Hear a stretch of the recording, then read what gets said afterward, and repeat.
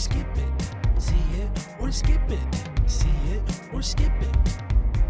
Welcome to a new See It or Skip It, where we're going to be talking about Rental Family, plus an interview with Brendan Fraser, the king of all Brendans. Oh, yeah. Plus we're going to be talking about Train Dreams. We've got Wicked for Good. Is it going to be good? We'll have to find out. Welcome, Kent. I know you're... It's so weird to be on this side of the couch. I don't know what to think right now. I know. I keep turning, and my neck isn't used to going this way. But it's kind of nice. I can just nudge you. I know. Well, we have two very special guests with us. We do. It's Eli and Meg. How's it going? Hi. Hello. Great. Both are on the Hive Mind HQ podcast, and what was it was Strangerville. Strangerville, awesome. So how long have both of you been doing these? For too long, about a decade. We've been doing this for about a decade. We do the Hive Mind podcast, which is a movie and TV podcast where we talk about any movie or TV shows that we're watching, and we focus a lot on what's happening in Utah around media. And then the Strangerville podcast, which is a storytelling podcast and live storytelling show that we do in Salt Lake City. We found ourselves on Strangerville talking a lot about movies when that wasn't the subject matter. Yeah. And so we thought, why don't we just launch another podcast specifically about media? And that's grown into a few co-hosts. We cover a lot of different topics, and it's been a lot of fun. Yeah, so like 8 years for Hive Mind. I got to be a part of that fun a little bit with talking about Rose Red during Halloween. Thank you both for having me on that. You made us watch like 45 hours of television to prepare for that episode, and we I don't think I made it any easier this time either. Welcome to the show. Yeah. Truly, the amount of media we've watched in preparation for today, we are so impressed by what you do. Yes. Well, I'm so excited to have you both on, and I can't wait to hear what the favorite movie is. So let's start in with Rental Family. Now, Brendan Fraser is an expat. He's living in Tokyo. He's been kind of a working actor, not really the most working, but he's also getting this weird opportunity where he can go in and be a surrogate for really any aspect of somebody's life. Do they need a wife, a husband? Do they need a father? Do they need just a friend? Journalist to write a story.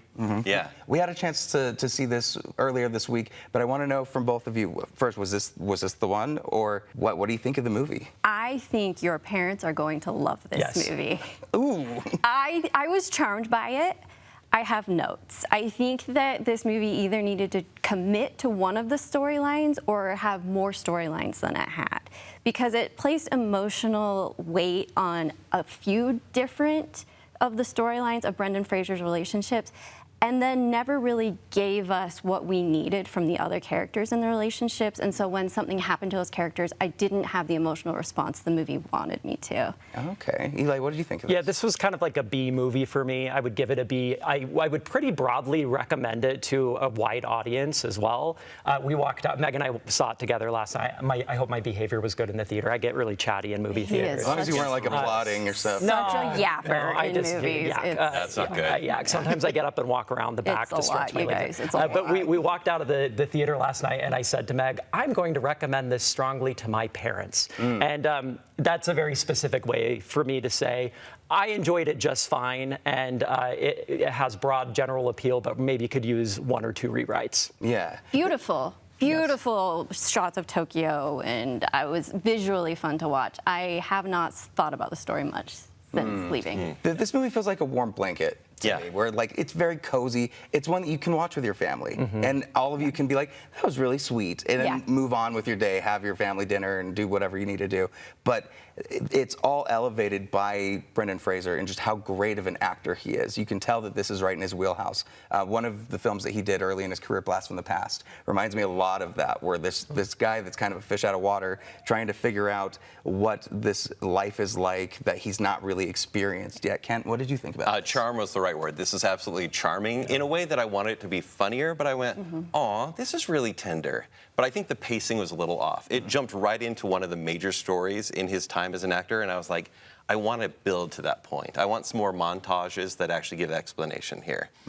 He's great. This is a postcard for Japan.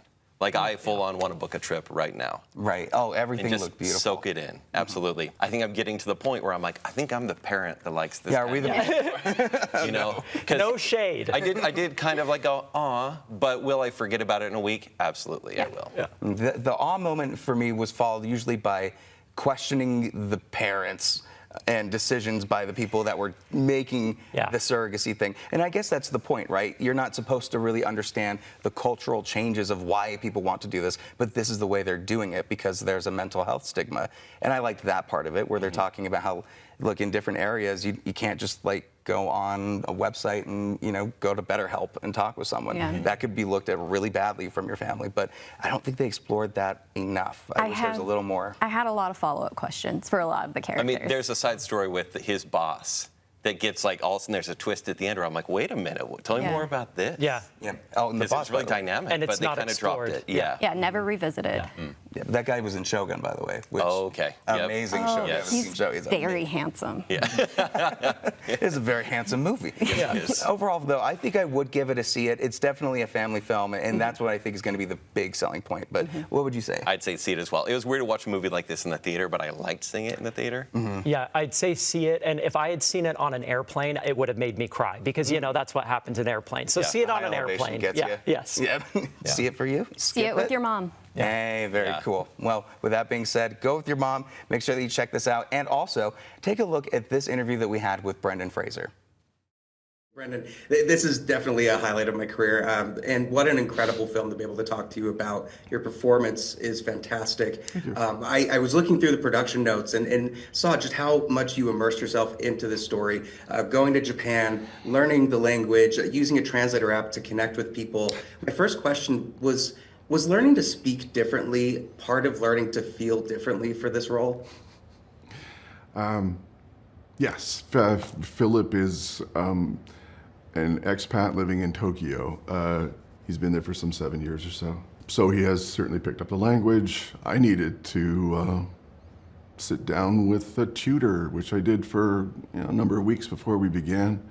I didn't retain all of it, but thankfully once I did make it to Tokyo, there were so many people to help out. But I learned the role as wrote, and also, mindful that it is a Japanese film with Japanese actors, locations, sets, crafts, everything.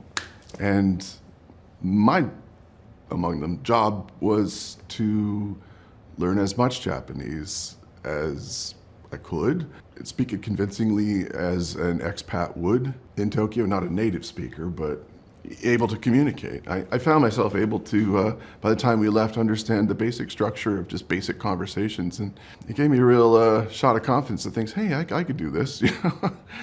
I had a terrific time. You only need to show up there, really, to understand what you need to do. You also said that family is who we include rather than who we're assigned to. How has your journey, both in life and in Hollywood, reflected that idea?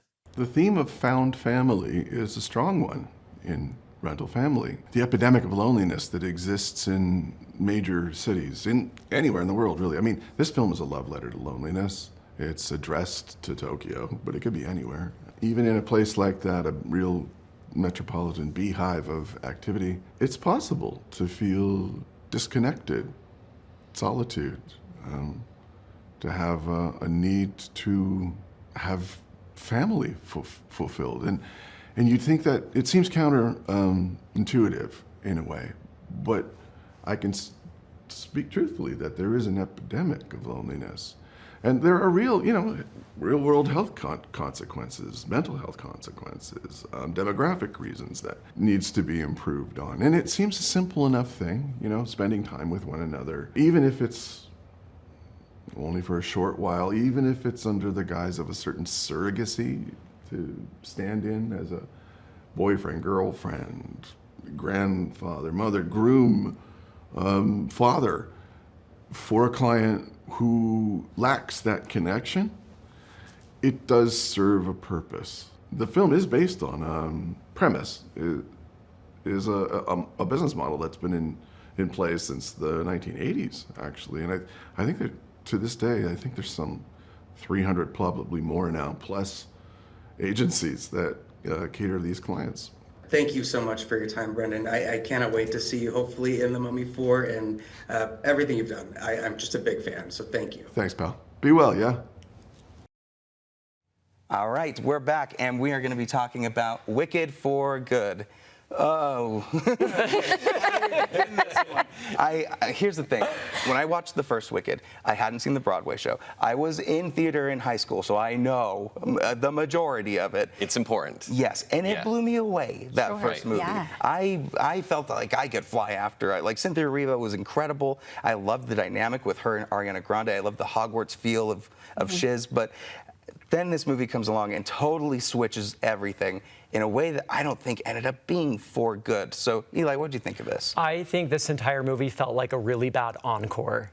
And it was like 3 hours of why are we still doing this? And I say this as somebody who, I loved the first film and I was really excited for this one. I expected this to not be as good as the first film, which is, I think it was my favorite movie of last year just in terms of like enjoying watching something, right?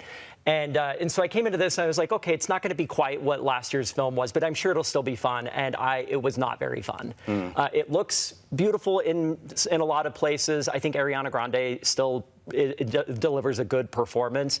The music is not nearly as fun, and the story is very oddly paced and falls apart in multiple places. So it was a bit disappointing. I think that this movie is not good, and it's not entirely the movie's fault, because I think the second half of the musical is pretty bad and pretty boring. It's definitely a leave it intermission musical, and they tried to salvage the story. They added more to it, though, that just made it more confusing. I mean, it's already a confusing plot, and the things they added to it made it even more confusing.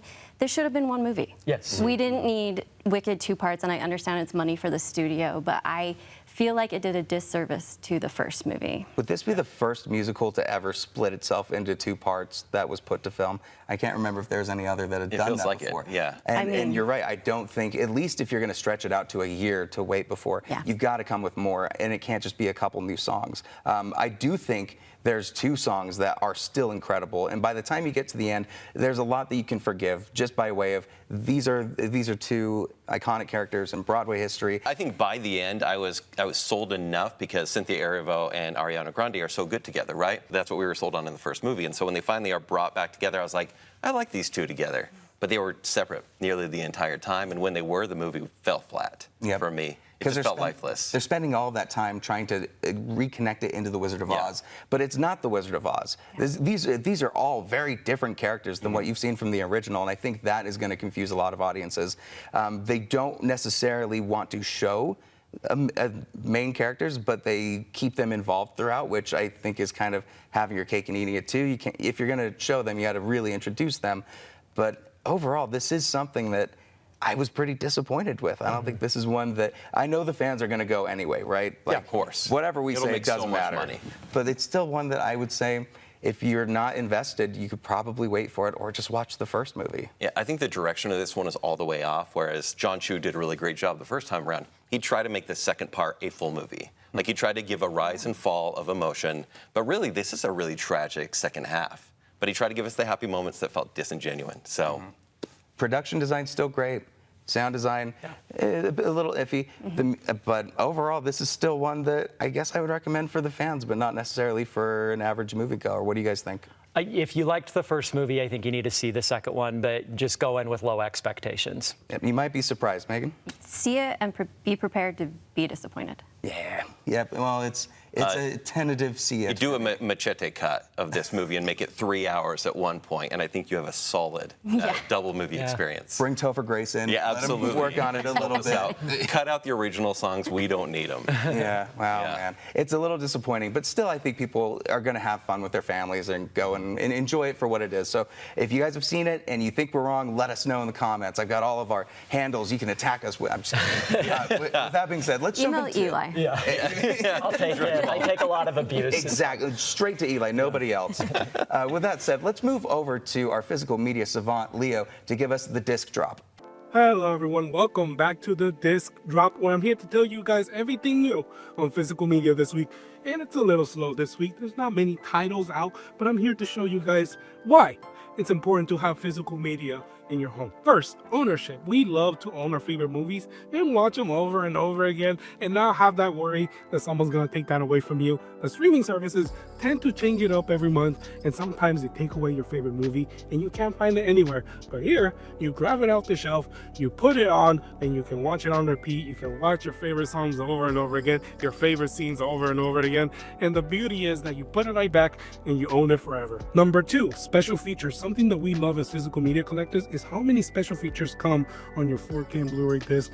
And I tell you, it's very important to have some new interviews, some new commentary, some new extras that we've never seen before. We love to see the behind the scenes and how the magic is being made before it hits the big screen. And also the packaging. This is beautiful packaging, and if it's very beautiful and it comes loaded with stuff, we're definitely gonna buy it. And third, nostalgia. I feel like that kind of hits with everybody that owns physical media, remembering those days when you went to Blockbusters or Hollywood Video with your family and picked out a movie. Kind of doing that with your own family, with your own kids, showing them the importance of physical media and how important it is for our future to kind of own this and make sure you have a library of content that you can show for more years to come. Now, onto the new releases of this week. We have a Better Tomorrow trilogy on 4K for the first time. This comes from Shout Factory. They released so many amazing movies. They loaded up with special features. So if you love martial arts and action movies, this is the one for you. Second one this week, we have Casino for this beautiful 4K steelbook. If you love this classic movie, make sure to get yourself a copy. Well, that's my time this week, guys. Thank you guys for joining me. And make sure to buy physical media. It's important. Come back next week for the disc drop, and I'll see you guys next time. Thank you, Leo. And now let's talk about this Netflix film that I had the pleasure to be able to see a few weeks ago, Train Dreams. Now, this is from the director that did Sing Sing. He also did film Jockey that came out a couple years ago at Sundance. This guy knows how to make a story, and I had so much emotion watching this movie. Joel Edgerton, this is based on, not necessarily a full book, but kind of like a poem that has been adapted to this. It's basically a story about a 20th century person. The exciting parts, the boring parts, everything. You just have a look at a life, and it's told very beautifully. Kent, what did you think of this? I was swept away by this. I wanted maybe a little bit more story, I wanted more drama, but at the same time I'm like, this is slice of life filmmaking right here. How much more dramatic do you want? Yeah, that's true. It's really tragic. But I think it was just, it felt like I was living his life with him very slowly, but at the same time, it's so gorgeous. This should be the cinematography pick of the year, honestly. Yeah. And there's so many like side actors that come in for a few minutes, and I'm like, wait a minute, come back. But they just need to be there for a few minutes to leave their impact. Yeah. It's honestly pretty magical. It may not be for everyone, but I was pretty captivated. And that's the thing. This is not a story that's going to leave you feeling really great after and pumped. It's a very somber look, and it can be really depressing. It could be hopeful, but in a very melancholy way. But what did you think of this, Meg? I wish, Patrick, that you had given me a warning about what I was about to watch, because it started and I thought, oh, Little House on the Prairie, this is so fun. Yeah. And I was emotionally devastated by this movie. It is beautiful and heartbreaking, and William H. Macy is in it, and I am William H. Macy's #1 fan. Everything about this just really landed right for me. Devastating, beautiful, a must-watch. And it's delving into like 20th century industrial revolutions, right? Yeah. What did you think about them bringing that into the story, where like we're not just dealing with a family, but this is a family that's going through changes in the world that a lot of families are going through right now with the rise of AI? I think that it's fascinating to watch a movie about that specific time period of a man who lives in a log cabin, but that can also take a train and see television. Like that, yes. Maybe for the first time I was like, oh, that must have been a very interesting time to be alive, to see that much innovation. And I wonder if you asked about AI, do we just not think about it in our lifetimes, but are we seeing that amount of technological innovation that someone looking back will be like, what do you mean she was alive for ChatGPT's invention? Right. Yeah. That changed everything. We're even thinking about like the iPod. Like how music has changed into it. Cell phones. I'm going to guess, Eli, though, this is your favorite movie. I loved it. I absolutely loved it. And similarly, it started in like the first 3 minutes. I was like, Little House on the Prairie, what are we doing? I'm about to spend 2 hours of my life on this. And by the end, I was so captivated. I cannot stop thinking about this movie. This is a kind of story and film that makes history that sometimes feels like very long ago seem actually not that long ago at all. Because at the beginning of this film, they're sort of in a post-Civil War era, kind of figuring out what their lives look like. And by the end, they're, spoiler alert, sorry, but they're watching spaceships, you know, try to land on the moon. And it's like, oh, none of this is that long ago, actually. And it's really, really wild to see this man's life over the course of that very interesting period. I felt like this story felt very similar to East of Eden, which covers a similar time period, maybe a little bit earlier than that.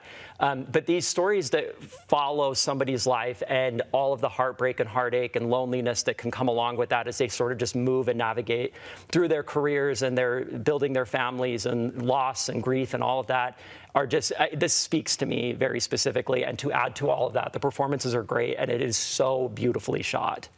We were talking about cinematography earlier, but do we think that this is up for any other awards contenders, whether it be performance, score? Screenplay. Screenplay, absolutely. I was really captivated by the score. I think it was beautiful.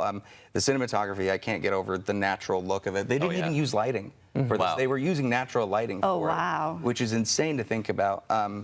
I love a movie that you can empathize with someone that you never knew anything about. And people of these times, you only see black and white photos of them. You don't really know like what, and that's about it. Like they worked for the railroad company, and that's the only line that you get. But you see how much life was around this one character. It's so moving. It's absolutely a see it for me. Yeah. Yeah, see it, absolutely. Yeah, see it for everybody. See it with a box of tissues. Yeah, and sort of another broad kind of general audience. I think a wide range of people would really enjoy this. Do you think this is a family film? We could watch it with Is it not family? rated R? I think PG-13, I believe. I think it's a family film. Yeah, I think they're all PG-13. Then yeah. I was shocked by that too. We usually have a lot of R-rated movies on these. And it's like, I'm gonna really try to sell this, but this, I think anybody can watch these movies. You just have to go in with a very unique mindset, I guess, for Trained Dreams. Know that it's gonna be a slow burn. It's not a huge action-heavy thing, and you might have a fun time. You know, even when you start to think like, oh, this might be getting a little slow, something happens. Like, it was not as slow as I thought it was going to be. And I was okay with it being slow, but I was actually pretty impressed by the pacing and how interesting it was the whole time. Yeah. And you have to wonder, because it's on Netflix, sometimes I'm disappointed. Like, Netflix, let another studio take it. Let it go to theaters. But will it get more exposure because it's on Netflix? It needs to be in a theater, though. Yeah. This movie specifically, actually, I didn't even talk about this. The 4:3 ratio, right? With doing the full screen stuff. Yeah. I've never seen a movie that felt it was justified as much as this. Because the way that they need to show the trees and the environment that they're in, it needed those top screens. I just loved it so much. It was a really great film.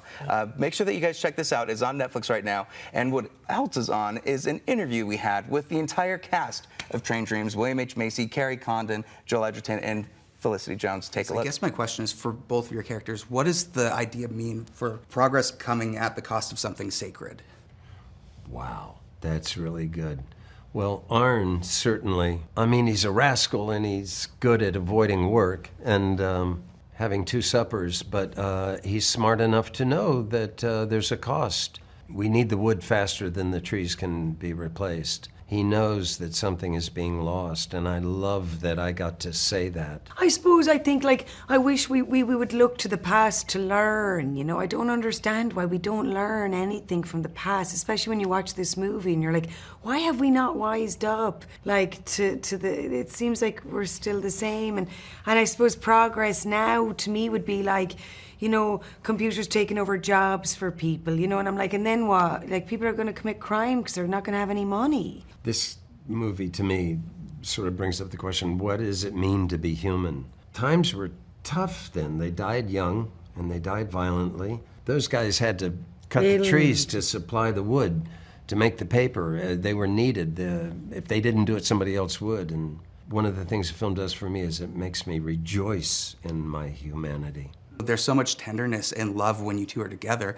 What was it like finding that in rehearsal or when it was rolling? It's quite interesting with improvisation because a lot of it can be really bad before you get to something that works. So you do sometimes feel quite exposed, and you'll be doing something and you're going, this just feels weird. This isn't working. But hopefully within those little moments you find little gems. It felt very straightforward as a filming process. It felt really fluid and easy. I think, you know, Joel had lived with this story for many, many years, and Clint comes with such confidence that he can let you do your own thing and you can find it together. So it was an incredibly easy experience to make it, actually. Well, you know, this idea of creating the beating heart of a film that we're also going to, spoilers aside, you know, fret for the loss of certain things, is building the full sort of picture of a relationship rather than just the kind of kinetic connection and the love and the intimacy, but also, you know, the domestic life and the fear and foolishness of being new parents and the struggle as well. The struggles, yeah. and seeing them in various environments and have tension with each other. It felt like a real lived-in relationship rather than just like, oh, here's a romance we're gonna miss, you know. I thought that was sort of one of the successes of our building of that relationship with Clint. Yeah, you have to be really careful because sometimes it can go a bit SNL. That if you don't have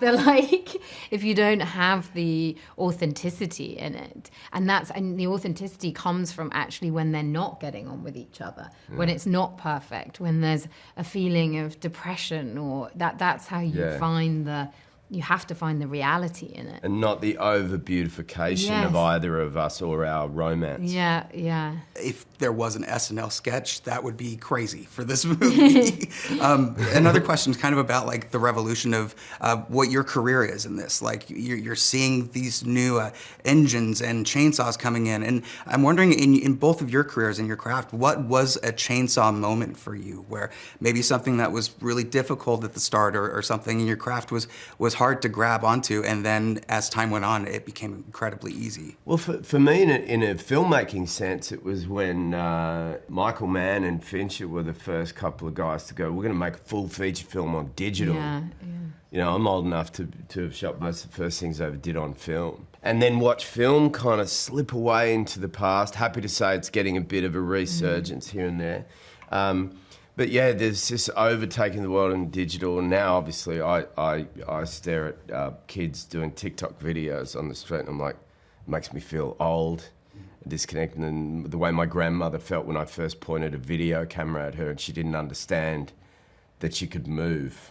Yeah, that it was a she photo. was static. I'm like, you can move, you can move. What was amazing is I remember when we were shooting on film that I would always be like hanging around in the trailer. There'd be so much more waiting. And then suddenly when we were on digital, there was no, because you didn't have to turn around, there was no sort of lengthy lighting. Suddenly the whole process became so much quicker. Yeah. But I do have to say it is lovely seeing stuff going back to shooting on film. Those cameras, Yes, from the that's Panavision to true. the Alexa, Steadicam, streaming. I started, it was Polaroids were for continuity. Do you remember they'd take the Polaroid camera? So there was... And a buck a picture? Yeah, and they'd have them all in a folder because that's how they do. And now just with digital, you know, you can just take so many pictures. But yeah, and when I started as a teenager, it was still the Polaroid. We use no lights on this film. Adolfo shot this whole thing, even in the campfire, without lights. That means everything goes a lot faster because you don't have to set up those lights. Those cameras are astounding. They changed everything. If you could bring anything back from the early 20th century to use now that maybe we've forgotten as we've grown with technology, what would it be? Pen and paper, Oh, that's a good. compass. A compass is a bit... There's a great story about the American Navy out there, and their own system went down, and there were 200 ships floating in the ocean, and not one captain knew how to read the stars. They didn't know how to get home. Good Lord. You can bet the Navy brought them all back and taught them how to read the stars. I don't know, sometimes I like the barbaric nature of medicine in those days. Do you know, like big load of vodka and then pull out your tooth. Mm-hmm. Something about that, I don't know what kind of... I'll do without that part. Or what are the things that they would put on to suck the blood? Leeches. Leeches. Yeah. Oh yeah, They're that still was using wild. leeches. That works. Probably like to lose weight or something crazy. No. is If you it? cut off a limb, they'll put a leech here, and they've got something that'll get the blood flowing. They use... Yes, in this modern day and age, they use leeches still.